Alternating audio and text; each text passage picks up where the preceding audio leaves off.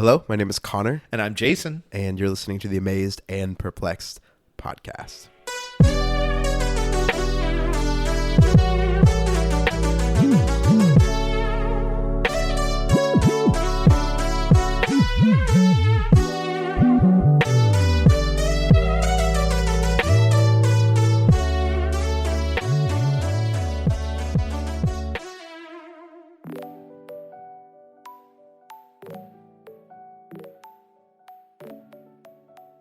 Connor, I'm wondering, have you ever had an experience where you had a strong judgment about someone, like they're doing something, and you realized in the moment, or maybe even afterwards, that you were the one actually in the wrong, that you were the guilty party, if you were? Sure. So the example that pops in my mind that's not too personal, that's not going to reveal too much about myself, is an example. Very good. That's what we're shooting for. Yeah. Surface levels. We're looking for your fakest answer. Yeah. No, it definitely reveals something about me. So I was probably, I want to say, in maybe 10th grade, and a group of friends and I were on a Latin field trip, which, coolest kind of field trip is when you're going on a Latin class field trip. I'm jealous already. Oh, yeah. And, it was these typical kind of high school clique sort of thing where, like, everybody, we just spend our time making fun of each other and being mean to each other because for some reason that's what 15, 16-year-olds need to do to each other. And I saw, this is one of those stories where nobody comes out looking great, again, because we're all like 16 years old. But we've been on this trip for it was an overnight trip, so we've been on the trip for maybe a day at this point. And we all wake up, we're in a hotel or whatever, and I see all my friends are sitting down in the lobby, like getting ready to start the day. And I go over there to start, just start my morning roast fest, or my morning make fun of everybody to make myself feel better about myself. And I go over there and they're talking, and I just straight up like jump in and just take over. And I start talking, and I keep talking, and I stop. And then nobody else talks. And so then I go. And again, I talk a little bit more, and I joke a little bit more, and then I stop. And nobody says anything. And in my 16-year-old brain, I was like, oh, okay. And I just get up and leave because I'm not getting the reaction I want. And then eventually they laugh at me, and they're like, we just want to see how long you would keep talking, and how long you would keep going without your thing. And I remember thinking like how rude it was. I felt like I wasn't like overly hurt, but I was like, man, that was a kind of a cruel prank that you guys all got together to do it. But then I remember after the fact, maybe like a week or two later, going like, oh, the reason I did that was because I was a domineering person, that I was like constantly trying to make other people the butt of a joke, constantly trying to make myself seem the funniest, the cleverest person in this group.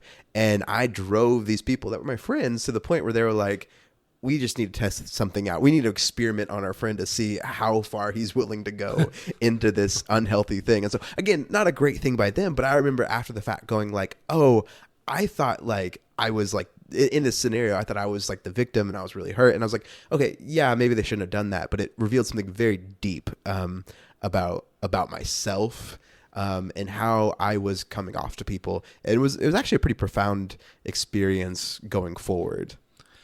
I'll tell you, this question really is jarring to me. Like, I don't like it because I suspect like right now I'm doing it. Not between us necessarily, but somewhere in my life I'm doing it because this has come so many times. The most profound we were at our church. We had decided, we really started to pursue this path of we want to be genuine people, and not just say we're genuine people, but how are we genuine people, and what aren't we willing to talk about? And, really trying to keep it in front of us and asking God for help. So this idea of reading the scripture in a more honest way it was relatively new. And this is probably, 10 years ago at this point, 8 years ago maybe. And we were doing the story, which was a condensed version of the Bible. You could read the essence of the Bible in a year is the idea. And I don't even know what had come up. We were in the New Testament, and Jesus was interacting with the Pharisee, and I think it had to do with some question about it. And all of a sudden it hit me, I'm the Pharisee in this story. Like, seriously, 9 out of 10 times when you have a contemporary similar situation, I'm the Pharisee, and I think I'm the person in the right. And it was seriously jarring. I mean, I was like, that is so weird. Then from then on, I couldn't shake it. Like I had conditioned myself to look at these experiences with the Pharisees and the whoever else, and it was so specific, the details. I was like, I wasn't saying their attitude is what's wrong. I would say, well, they're against Jesus, but I'm for Jesus because I say the words, I'm for Jesus. Mm-hmm. But in terms of behavior and thought process, it was always defend the status quo. And it was always, don't look dumb. That was a big driver, and maintain my power. Mm-hmm. What happens if somebody comes up and corrects me, and it's just, and I just recognize again and again and again, I'm the Pharisee. And the more that we've done, I've gone to things like Crucible Project, things like that. The more we do this work to be more honest with ourselves, the more I see it. And I've just come, I'll even say, man, I'm basically one blind spot away from being the Pharisee in this story, because I've seen myself now, know, and that's the part is, why didn't I see that before? And so then there's always a possibility of, one more, piece of growth. Then I'll be looking at myself now and like, oh no, I'd become a better Pharisee, but I was still the Pharisee in that story. So that makes what we're going to talk about just really land with me, and it frightens me. So there you go. So today we are connecting with Jesus as he is in the process of drawing together his disciples, or maybe better said, God is putting these disciples in his pathways and he's interacting with them. And we're in Luke chapter 5, verse 27 is where we'll start. After this, Jesus went out and saw a tax collector by the name of Levi sitting at his tax booth. "Follow me," Jesus said to him. And Levi got up, left everything, and followed him. Then Levi held a great banquet for Jesus at his house, and a large crowd of tax collectors and others were eating with them. But the Pharisees and the teachers of the law, who belonged to their sect, complained to his disciples, "Why do you eat and drink with tax collectors and sinners?" Jesus answered them, "It is not the healthy who need a doctor, but the sick. I have not come to call the righteous, but sinners to repentance." So, Connor, what amazes you about this interaction? Yeah, so what amazes me about this is, there's so much happening here, kind of in a bang manner. And I mean by that, like you're not exactly sure of the time lapse between even each sentence of what's occurring here. But I love the fact that Jesus, he calls Levi. Levi's like, "I'm going to throw you this big party with all my pals." And there's almost this immediacy of the Pharisees hearing about it and going, "Well, that's not cool. Like that's, we need to ask the disciples about this. We need to ask Jesus' disciples about this." I know here, right, that the hypocrisy is pretty stunning from the Pharisees. That they're the ones who are sick. Their self-righteousness is corrupting them. Their self-righteousness is causing them to turn away from God. What's incredible to me is especially just the way that this is all put together in the text. It just is coming out even more so for me, because for the Pharisees to catch on to what's happening here, they have to be like really following closely, like the movements of the tax collectors, or they have to be following the movements of Jesus. Do they know this is happening because the tax collectors, Levi has a really nice place, and the Pharisees also have really nice place, and they live in the same sort of area of town. So like, I'm wondering here what all is happening. How, like, it's that sort of scenario when you're at the table with your family, and when I was a kid, and you go, you go to pray, and everyone says, so they say amen, and you go, "Well, Shay had her eyes open." Shay's my sister. Shay had her eyes open during the prayer. It's like, well, how did you know that Shay had her eyes open during the prayer? That's the sort of thing that's happening here. It's like, how did you know, Pharisees, that Jesus was meeting with the tax collectors and sinners? How did you know he was having this big banquet? How did you know he was meeting with them? And yeah, there's so much here that is just so fascinating. So many little intricacies that I had not ever really thought too much upon. That is really good.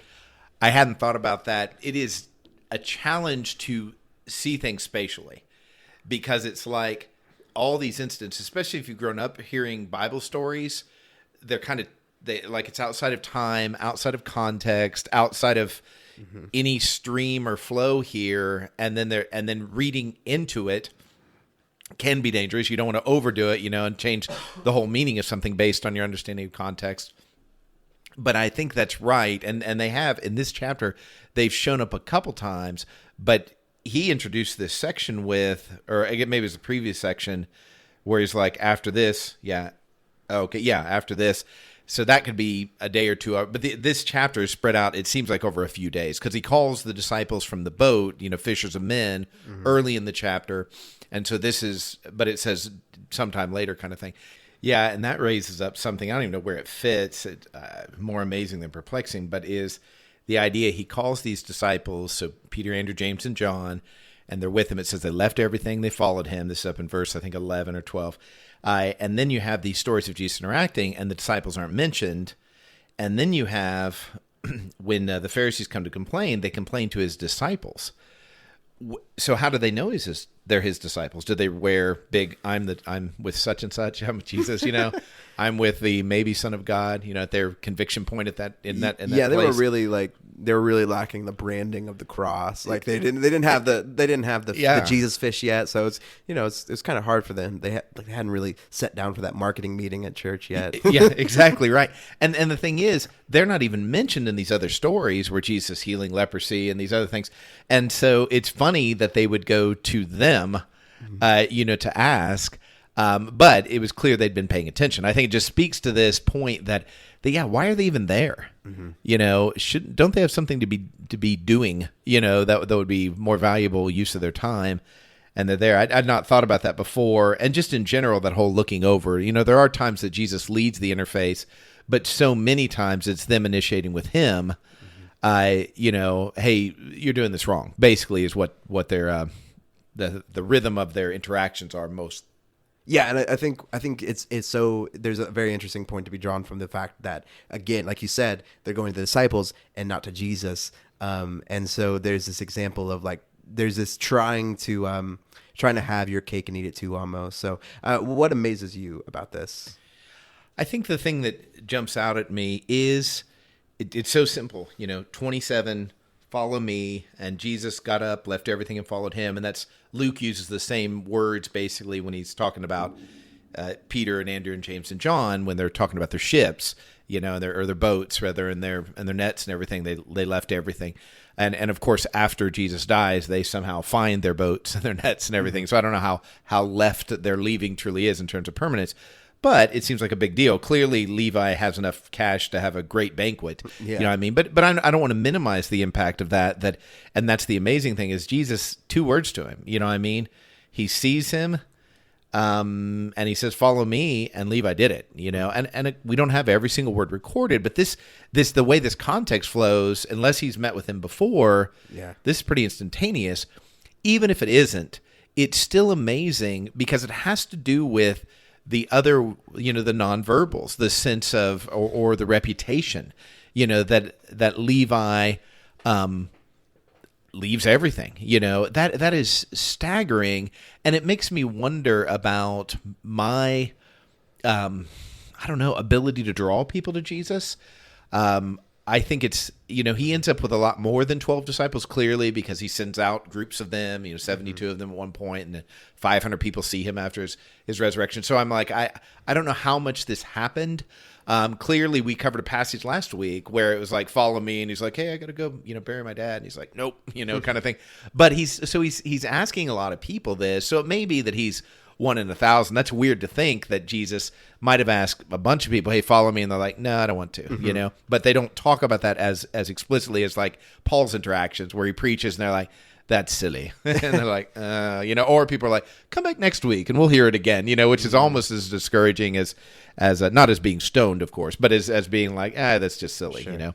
And so that impact, and it makes me wonder, and I think about this a lot when I try to imagine in my mind's eye Jesus interacting with these people, is the immediate change. I think the woman at the well, I think, even the rich young ruler, that there's something about him, about interacting with Jesus. And, I want that. And then I'm like, do I want it because of God? Yeah. Or do I want it because my own sense of power? And so the application of the amazing thing is perplexing to me is how do I integrate that in a healthy way? Because my belief is one of his secrets, Jesus' secrets, is he wasn't worried about how people saw him. And I've done so much work on that. and I'm doing so much better. But still, I'm worried about what people think about me. Way too worried. And I think that sends off that within itself. I'm not suggesting that's my only, weakness. You're that close. Yeah, if I can lick this, me and Jesus, we're equal. But it is that dynamic of just, I think that affects the way I come across, and I have to work a lot harder on convincing people to listen, and to at least consider what I'm offering, much less, I don't even know what the corollary would be, follow me, that doesn't have that same vibe for us. And I even think about, their degrees here. So when it's one thing, it's a big thing to ask somebody or tell them to leave their family business of being fishermen and come do this whole new thing, come sit at the feet of a rabbi. That's a very big thing. It's another thing to tell that to a tax collector who's already a pariah in their society, who's already betrayed his, countrymen and is now very wealthy because of it. Like, that's like, on the one hand, when you just think about like life situations, this is a whole new amazement for me. It's you can very easily see, you can much easily. That's not the way you say that. It's much easier to see how you could tell somebody who's really poor or just struggling and working 60 hours a week to make ends meet. It's easier to see how you could like maybe get them to come along with a radical notion and a radical opportunity. But if you have somebody who's like, like a wealthy stock, like hedge fund manager on Wall Street, like, and who like is reviled by the people who he lives around because he is extravagant with his wealth, or ruthless and extravagant with his wealth, and flaunts it in front of the poor, and in some ways maybe even be hurting the fabric of his country. Now I just got a little political. Oh gosh. No, but you think about that and you go, oh well, there's no way like you could ever just with a couple words get that guy to come. I could get the poor guy to come, but there's no way I could get the rich guy. And I think that thought process in my head really speaks to what I esteem, here. The fact that for Jesus, he doesn't change his approach drastically from the fisherman to the rich man.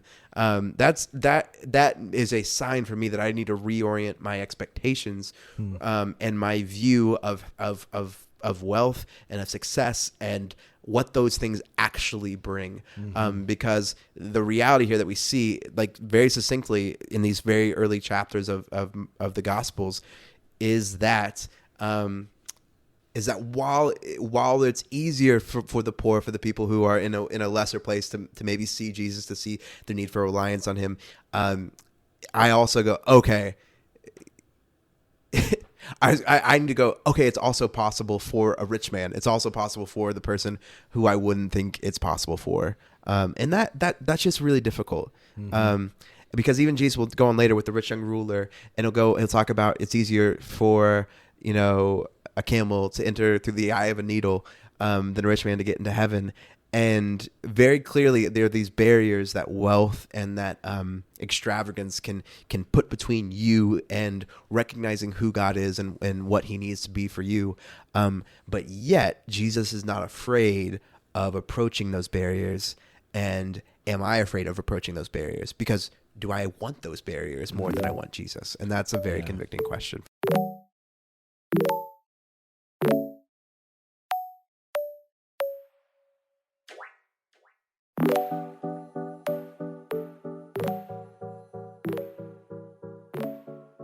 Yeah, it's so good. I was thinking, how do I assess openness? And did Jesus? Or was he simply, had he asked 500 tax collectors to follow him, and this is one of two that eventually do? You know what I mean? And even Zacchaeus doesn't walk with him. He just goes and at least makes these bold statements. Who knows if he made himself bankrupt in his real life, but in that moment, he was deeply convicted about it. And I think... And by that, I'm not accusing Zacchaeus of anything. He's already has to live with that wee little man dynamic. I don't want to pile on there. I've always wondered this, because I would love to find out when that rhyme came about. And like for Zacchaeus, like before that, was that like, did he have any sort of mockery like in the ancient like or ancient Catholic faith? Was there some sort of like rhyme for any one of the disciples? Right. And like Zacchaeus was like, oh man, Bartholomew, like it's really tough for you. And then like finally his turn came around and he's got this unfortunate rhyme until the English language goes out and whatever replaces that is. What's funny about that song, I grew up singing, Zacchaeus was a wee little man. And I have an Irish friend, he's like, why are you saying the same thing? Because wee is how they say little in Ireland. That's a good point. He's point. like, why Zacchaeus was a little man? He's like, wow, that's just mean. That's just mean. You're teaching kids to be really mean-spirited. Yeah, but that idea of openness, how did Jesus assess that? Is that something that he had that I don't have?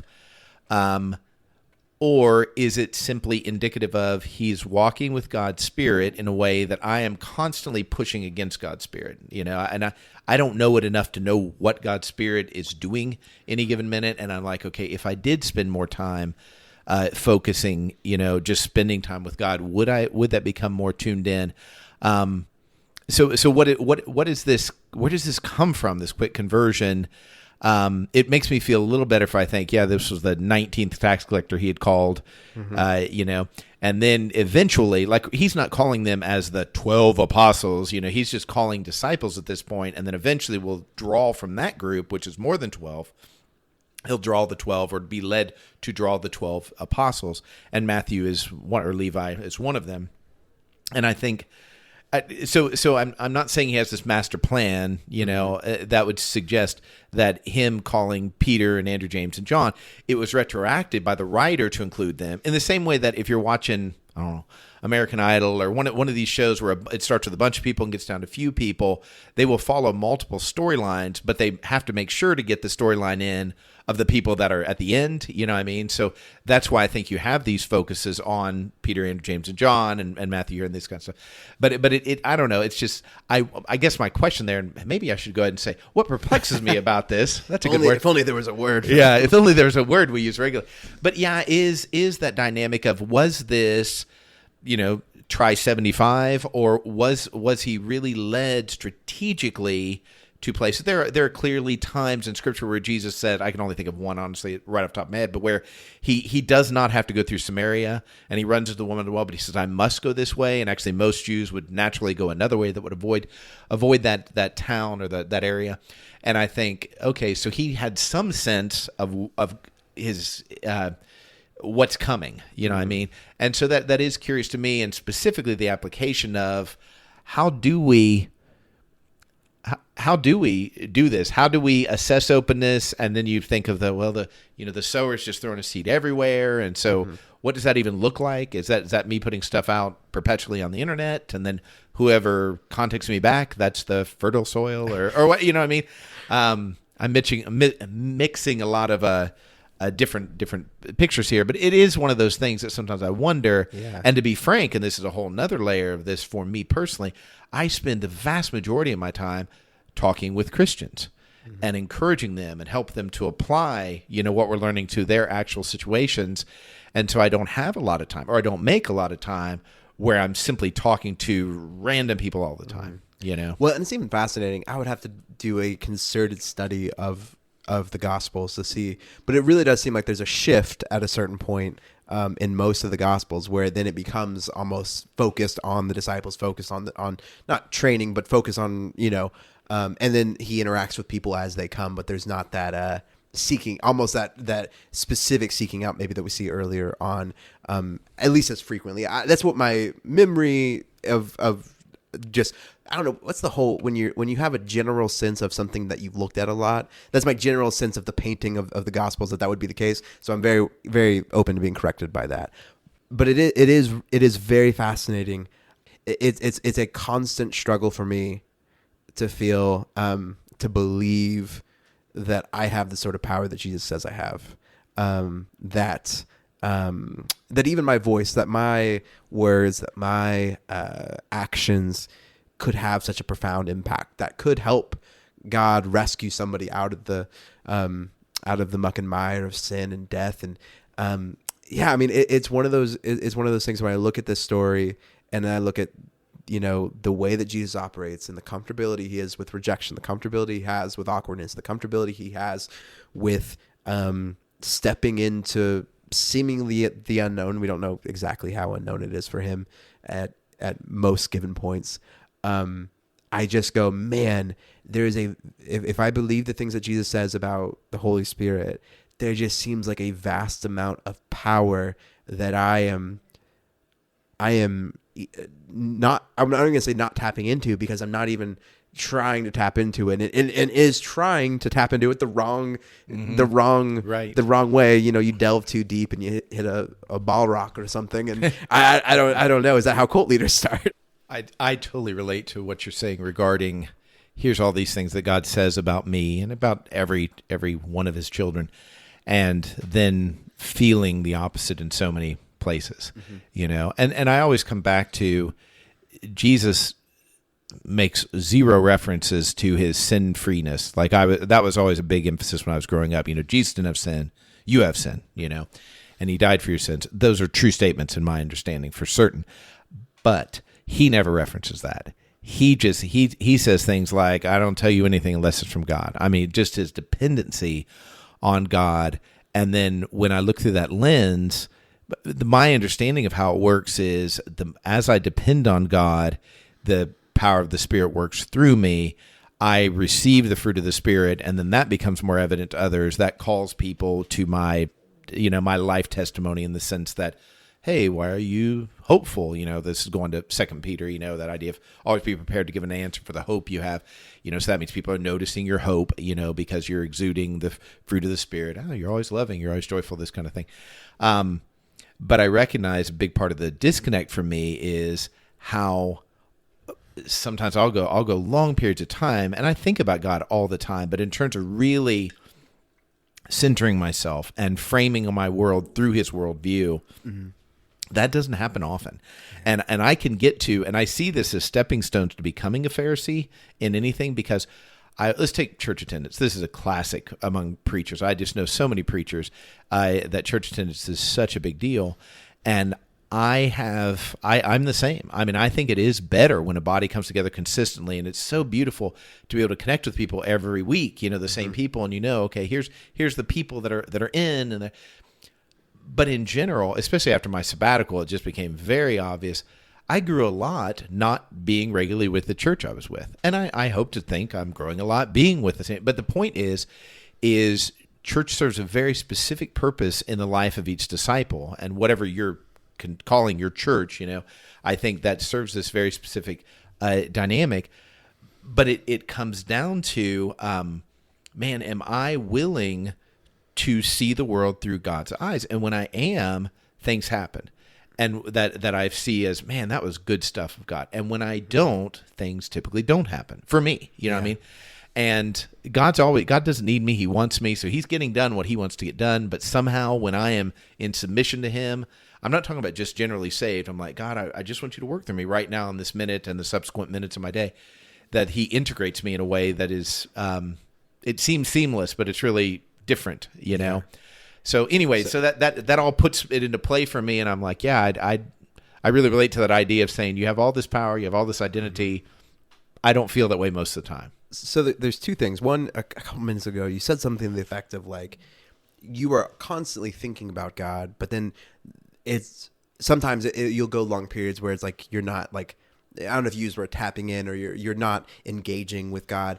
And it's something that I've been really challenged with myself. So my daughter, she's now 21 months old, I think. I stopped at 18. Hannah, my wife, she started driving, it was done. After I caught her with her first liquor bottle, I just I have asked you not to share that. Hannah was annoyed with me one time because like we were out in public. I said, "How old's your daughter?" And like 18 months, because like a year and a half sounds good or whatever. And she's like, "No, she's 20 or whatever." And I was like, "Oh, okay." So that's something I need to be more proactive. So she's either 21 or 22. 21 and a half, we'll say. That sounds fun. I'm so glad Hannah doesn't listen to this. Oh. This will be the one she does. Yeah. Anyways, so that specific thing you talked about in terms of thinking about God but not engaging, I've noticed a lot that I think so much about my daughter I think about her all the time. I think about ways to help her, ways to connect with her, things I love about her, and all these things. And oftentimes I forget that she's actually a person. Like I'll have this moment where I go, oh my gosh, she's a human. Yeah. I said gosh for the record. And I probably shouldn't say that anyways. That's a bad habit. I have a sinus infection. Anyways, I'll look at my daughter and I go, oh my goodness, she's an actual human being. And so I have all these thoughts and all these things.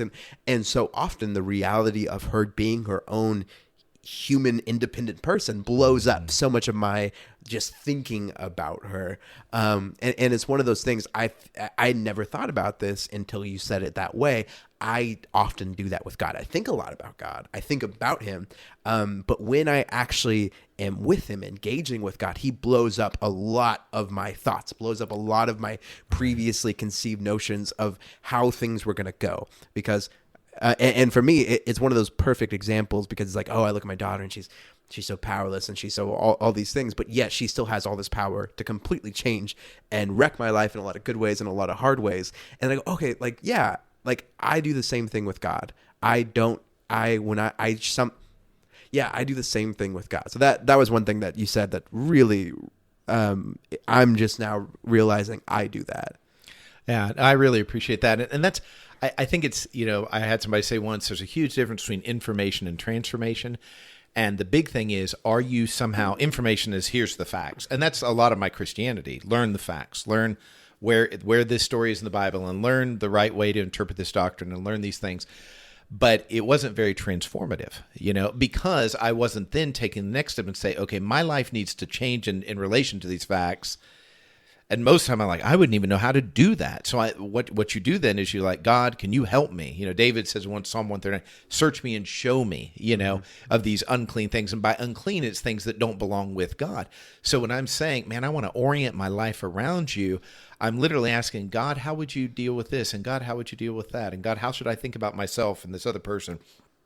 I can get so angry over people not doing it the way I think it should be done, just on my own power, especially being a minister, because I'm like, well, I taught you that one time, you know what I mean? Yeah. Kind of thing, as if I've ever learned something from hearing it one time. But then when I step back and I'm like, and I'm connected with God's love, I am asking myself totally different questions about people. And church attendance is actually the 10th or 12th thing I will ask. And I think that's a proper thing. My first question is, are they connecting with God? How are they connecting in their community? Who's their inner circle that's helping them? Are they aware of their spiritual gifts? These kind of things. Mm-hmm. My perspective changes dramatically when I abide in him, when I really just rest in him and say, God, what do you want for this person? Yeah. Sadly for me, and it's a growth point, that's usually a corrective action to my previous hour of thinking, which wasn't helpful. Well, and I love that you brought that up because I feel like so often when we think about other people in terms of their discipleship or, their relationship with God, oftentimes when we go like, oh, they're sick and they have this issue that needs to be solved, a lot of the time, it's actually something in ourselves that needs to be addressed, mm-hmm. and it's actually not a problem for them. There's actually not something there, or if it is, it's a plank in an eye sort of situation, or a log. I don't know. It's something. Right. Yeah. Whatever. One of those pictures. One of those things. If you're listening to us still, you're tracking. Bless your heart. Yeah. Bless your heart. But still, like I think it's one of those really important things to remind ourselves when we think about church and we think about just being with people that love Jesus, and we think about how we show up on a Sunday, or how we show up in a small group, or how we show up with our families. We tend to it feels like church often vacillates so wildly between the two. Either we're good, we're just visiting in the hospital, we're here just to see and be among and serve and be staff members here, or we are at death's door. We're in the operating room, and somebody's got to do a life-saving procedure. And I feel like that's how most of us view church, is that when we see it as like, okay, this if this is a place for the sick, then I'm either visiting, I'm here for the sick people, or it's in a really tragic situation and I am the sick person, and we need some triage, we need some help. This is really bad. And it's one of those pendulum things that we constantly have to deal with when it comes to what it's like for community amongst believers. For most of time of the people that have been alive, church was very buttoned up. It's always been buttoned up. It's been our best foot forward. It's been, It's been our best foot forward. And it's one of those things, and I've seen it swing the other way in unhealthy ways, but because church needing to be our best foot forward, needing to put on our best face has been the drastic majority of the experience for most people that are in the sound of my voice. I think it's so important that we realize that if the way we act is actually true, if we are as good as we like to portray ourselves amongst fellow believers, then we don't need Jesus. Like I truly feel that when I go to church, if we're all as good as we're pretending to be, then there's really not a reason to be there. Mm-hmm. And that's not to say that Jesus doesn't bring new life, that the fruit of the Spirit isn't overflowing in all these people's lives. But it almost feels like I can't be open with my brokenness, with my need for a doctor, unless I am at death's door. And that's just one of those things to remind myself constantly when I'm frustrated with people in church, or I'm frustrated with myself, or I'm frustrated with what is going on. It's one of those active things that whether we're a preacher, whether we're a small group leader, whether we just attend on a Sunday, I can choose to be a part of a culture of a church that is okay with other people's sickness and is okay with the reality of my own. And that's just that's a very challenging thing. Yeah, absolutely. So I don't think we've got to what perplexes you. No, we didn't. So I'll rush real quick because we're going over. Yeah, because that's so unlike us to. Well, I was just so excited to talk to you again. Yeah, I get that. I'm pretty excited to talk to. That's the sort of thing that 16-year-old Connor's friends would have not responded to, and anybody would be right to turn it off right now for that. So what's so fascinating to me here is you have this character Levi, who has betrayed his country, who is working for the Romans, who everybody is like, yeah, that's some of the worst. That guy is a part of one of the worst groups of the worst groups.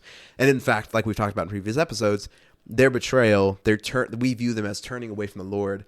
That person is one of the main reasons why God has allowed the Roman Empire to govern over us, because they're unholy, because they're bad, because they're not following the law. So lots of vitriol, lots of, and to be fair, like lots of bad things. The tax collectors have done lots of bad things, chosen to elevate themselves in different ways. Have chosen to elevate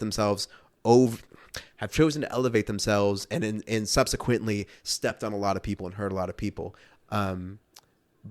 What's fascinating to me is Jesus says, "Follow me," and it goes, and Levi got up, left everything, and followed him. And then Levi had a great banquet. So it's like, okay, he's leaving his tax booth. So is he leaving? He's leaving the booth, or he's leaving. What is it? What is the perplexing thing for me is like, what does this look like? Why is Jesus okay with partying on the wealth? I can't think of the right word to say it, but the uncool way that Levi has generated his wealth. Why is Jesus okay with that? Why is Jesus okay with not immediately addressing this big thing? Or is Levi already? So there's so much happening here. There's the reality, and I don't know if it's a perfume situation that I struggle with still to this day with Jesus. Why is Jesus okay with partying on this wealth, partying and having fun on the dime of things that were of money that was not earned on the backs of Jewish people? Yeah, on the backs on the backs of Jewish people. Why is he okay with that? And two, we just last week talked about passages where people were like, "Okay, I'll follow you, Jesus, but I just got to take care of this." Has that already happened here with Levi? Does Levi not need it? Is that implicit in verse 28? So there's just so many questions here of the initial part, like we talked about earlier, of why Jesus, what happens previous to this. But then there's a lot of questions. Okay, what happens in between here? Mm-hmm. And so that is just really fascinating to me. Man, we could go on a whole episode with that. Several things jumped in my head. Do you remember when Elijah calls Elisha, and he's like, "Wait on me," and he goes back and he kills like all of his bulls or whatever, whoever, donkeys or whatever they're doing, but they eat it. So let's not have them eating donkeys. It's something else. It's calves or cows or steer or whatever. But anyway, he kills them, and they, and then uses the wood from the yoke or whatever, and does that anyway. And Elijah's attitude is like, "What's it have to do with me?" Like he's moving on. So it is really interesting, and it raises the question to me is the issue that Jesus had in that passage in Luke 9 that we looked at last week, is the issue the I statements. I must go and do this. You know what I mean?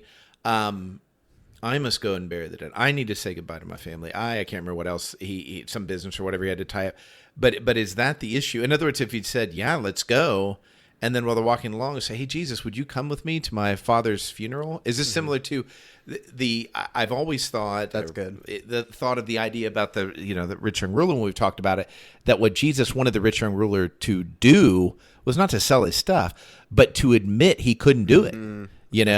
Because I think that is largely underappreciated.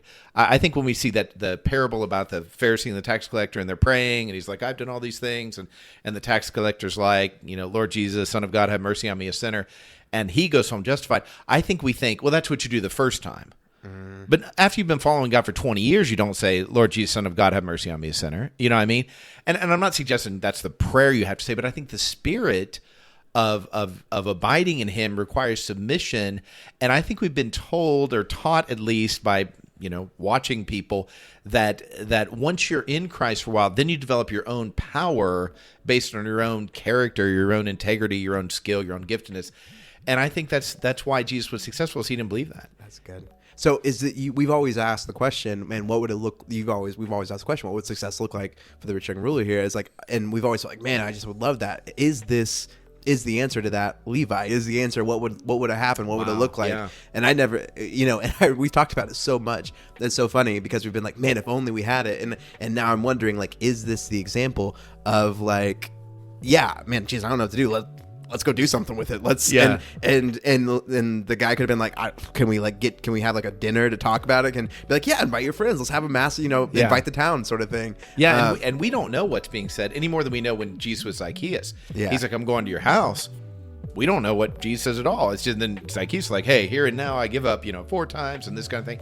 And I think, Jesus, and the irony is Jesus could have been doing a reprisal of the Sermon on the Mount, and he also could have been saying nothing. Mm-hmm.